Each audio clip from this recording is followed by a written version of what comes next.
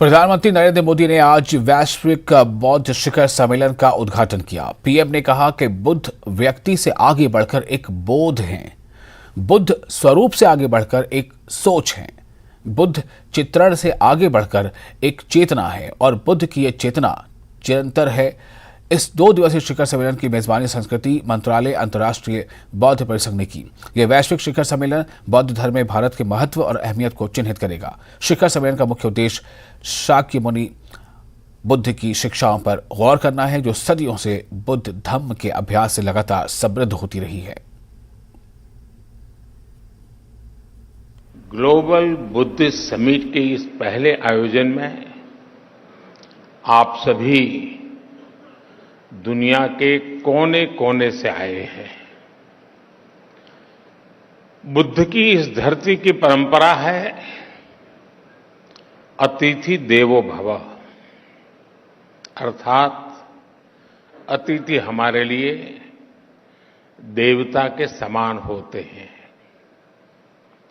लेकिन भगवान बुद्ध के विचारों को जीने वाले इतने व्यक्तित्व जब हमारे सामने हो तो साक्षात बुद्ध की उपस्थिति का एहसास होता है,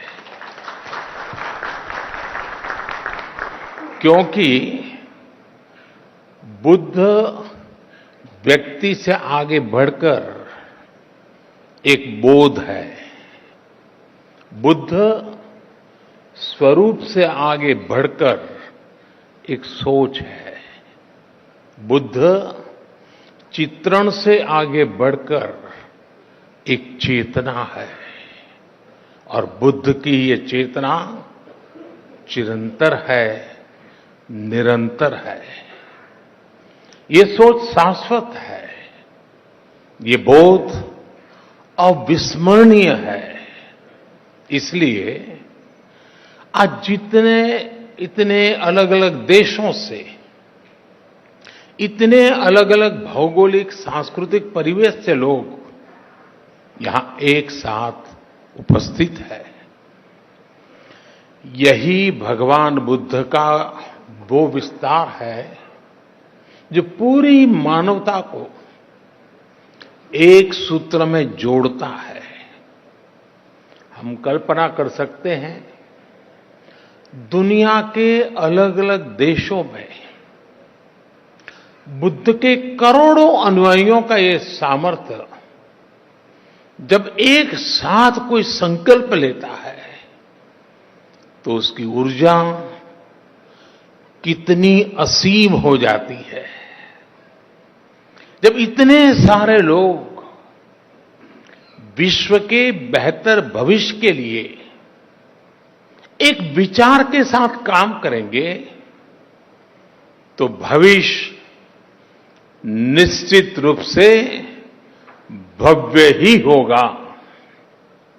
और इसलिए मुझे विश्वास है पहली ग्लोबल बुद्धिस्ट समिट इस दिशा में हम सभी देशों के प्रयासों के लिए एक प्रभावी मंच का निर्माण करेगी। मैं इस आयोजन के लिए भारत के सांस्कृतिक मंत्रालय और इंटरनेशनल बुद्धिस्ट कॉन्फेडरेशन को हृदय से बधाई देता हूं। साथियों, इस समिट से मेरे आत्मीय लगाव की एक और वजह है। मेरा जन्म गुजरात के जिस वडनगर स्थान में हुआ है, उस स्थान का बौद्ध धर्म से गहरा नाता रहा है। वडनगर से बौद्ध धर्म से जुड़े अनेक पुरातात्विक साक्ष्य मिले हैं। कभी बौद्ध यात्री हुयेन सांग ने भी वडनगर का दौरा किया था और यहां पर मैंने जब प्रदर्शनी देखी, एक्सकेवेशन में जो चीजें लगी हैं, बहुत सारी चीजें विस्तार से यहां रखी हुई है। और संयोग देखिए कि जन्म मेरा वडनगर में हुआ और काशी का मैं सांसद हूं और वहीं सारनाथ भी स्थित है। साथियों, ग्लोबल बुद्धिस्ट समिट की मेजबानी का एक ऐसे समय में हो रही है जब भारत ने अपनी आजादी के 75 वर्ष पूरे किए हैं। भारत अपनी आजादी का अमृत महोत्सव मना रहा है। इस अमृत काल में भारत के पास अपने भविष्य के लिए विशाल लक्ष्य भी है और वैश्विक कल्याण के लिए नए संकल्प भी है।